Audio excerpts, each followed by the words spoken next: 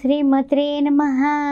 శ్రీమాత శ్రీ మహారాజ్ఞి శ్రీమత్ సింహాసనేశ్వరి చిదగ్నికుండ సంభూత దేవకార్య సముచ్యత. శ్రీమాత్రే నమః. మీనరాశి వారికి అమావాస్య నుంచి నెలాఖరు వరకు ఏ విధంగా ఉండబోతోంది?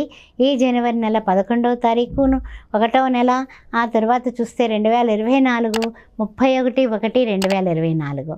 మీనరాశిలో ఉన్నటువంటి పూర్వభద్ర 4వ పదం, ఉత్తరాభద్ర 4 పదాలు, రేవతి నక్షత్ర 4 పదాలు ఏ విధంగా ఉండబోతున్నాయనే విషయాన్ని గోచార రీత్యా చూద్దాం. మరి రాశిలో చూస్తే రాహువే కనిపిస్తున్నాడు, ద్వితీయంలో చూస్తే గురుడు కనిపిస్తున్నాడు, అదేవిధంగా మనకి 7th హౌస్లో కేతువు, అదేవిధంగా 9th హౌస్లో శుక్రుడు.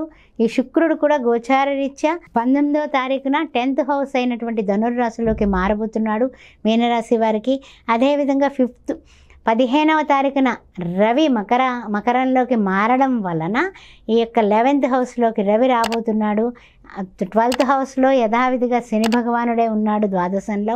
మీనరాశి వారికి ఎలా ఉండబోతుంది అంటే కనుక అమావాస్య నాడు అమ్మవారిని అయ్యవారిని లక్ష్మీనారాయణని ఆరాధిస్తే మీకు అద్భుతాలు జరుగుతాయండి. మొట్టమొదట చెప్తున్నాను, ఇది అద్భుతాలే జరుగుతాయి. ఎలాంటి అద్భుతాలు అంటే కనుక మీకు ఏదైతే కావాలో ఒకే ఒక కోరిక, ఒకే ఒక సంకల్పం, చక్కగా మంచి తెల్లటి వస్త్రాలు ధరించి సాయంకాలపు వేళ చక్కగా భోజనాది కార్యక్రమాలు సాయంకాలం పూట చేసుకోకుండా పొద్దున్న చేసుకున్న సాయంకాలం పాటు ఉపవాసం ఉండే ఓపుకుంటే ఇంకా మంచిది. అల్పాహారం తీసుకుని పొద్దున్న ఉపవాసంగా ఉన్నట్టుగా ఒక్క పూట అల్పాహారం తీసుకుని ఉండి సాయంకాలం పూజ అయిన తర్వాత నివేదన ఏదైతే చేస్తారో అది స్వీకరించండి.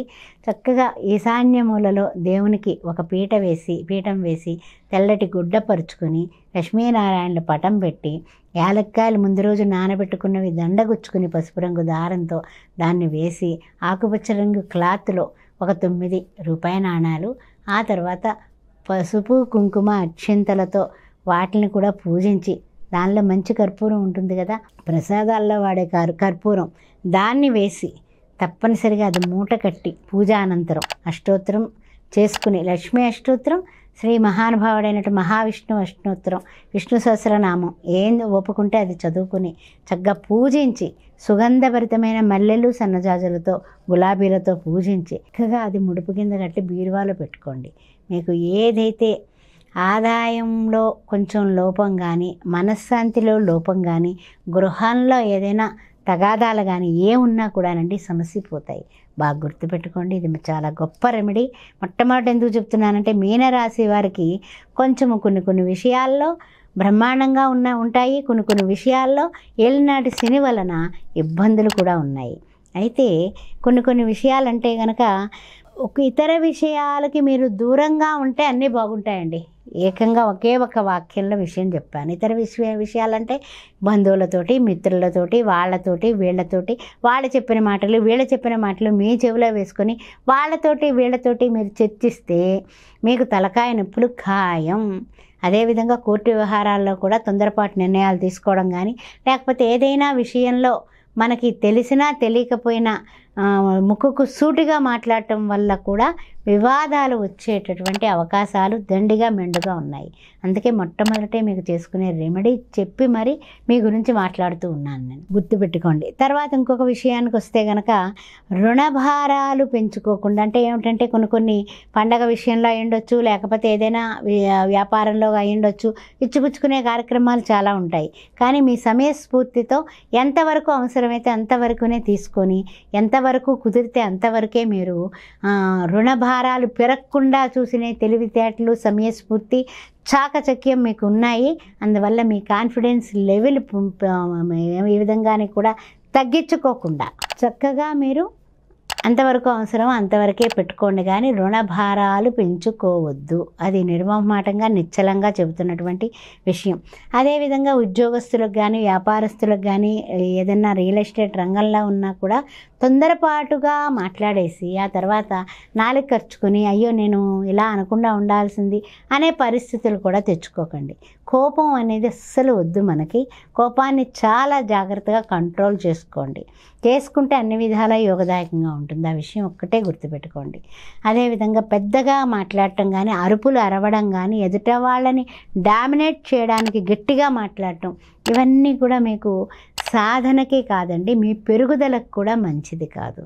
ఈ విషయాలు బాగా నిర్మమాటంగా చెబుతూ ఉన్నాను, గుర్తుపెట్టుకోండి. తర్వాత ఇంకొక విషయం ఏమిటంటే కనుక,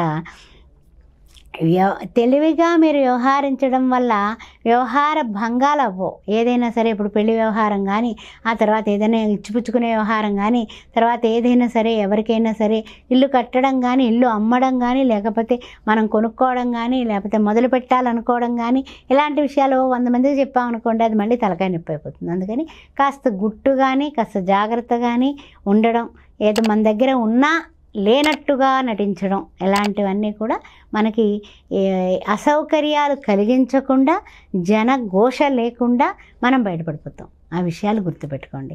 తర్వాత ఇంకొకటి ఏమిటంటే కనుక, కుటుంబ వ్యక్తులు కరెక్ట్గా సహకరించట్లేదు అనే భావన మీ మనసులో ఉంటుంది. అంటే మీరు ఏమంటే దానికి వాళ్ళు తందనాన అనట్లేదు అని ఫీల్ అవుతూ ఉంటారు. కానీ అనకపోయినా పర్వాలేదు, కానీ వాళ్ళ నుంచి ఏదైనా విమర్శ వస్తే మీరు తట్టుకోగలరా? తట్టుకోలేరు. అందువలన కుటుంబ వ్యక్తులతో కూడా ఏకీకృత అంటే ఏకవాక్య పరిపాలన జరగాలంటే మీరు మరింత ప్రేమగా, మరింత ఆత్మీయంగా, మరింత చక్కగా వాళ్ళకి నచ్చే తీరులో మీరు నడుచుకుంటే అన్ని విధాలా కూడా మీరు సక్సెస్ అవుతారు.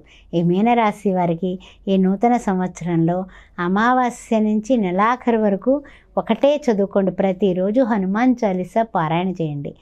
మనోజవం మారుత తుల్యవేగం జితేంద్రియం బుద్ధిమతాం వరిష్టం వాతాత్మజం వానరాయుధయుక్తం శ్రీరామదూతం మనసా స్మరామి అనేది ఎప్పుడు చేసుకుంటూ 5 ప్రదక్షిణాలను ఆంజనేయ స్వామికి మంగళవారం, శనివారం ఏ రోజు వీలైతే ఆ రోజు తిరిగి ఆయనకి బెల్లం, అరటిపళ్ళు, కొబ్బరికాయ నివేదన చేయించి ఆకుపూజ చేయించుకోండి.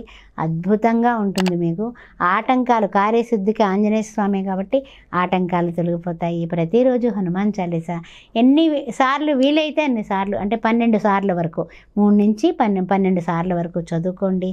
ఆయురారోగ్యాలతో, అష్టైశ్వర్యాలతో, సకల సంతోషాలతో మీరు బాగుండాలి. వీలైనంత వరకు శనివారం నాడు అన్నదానం చేస్తూ ఉండండి. ఏలినాటి శని భగవానుడికి అన్నదానం చేసేవాళ్ళంటే చాలా ఇష్టం. ఆ విషయాన్ని గుర్తుపెట్టుకోండి. ఓం జై శ్రీరామ్.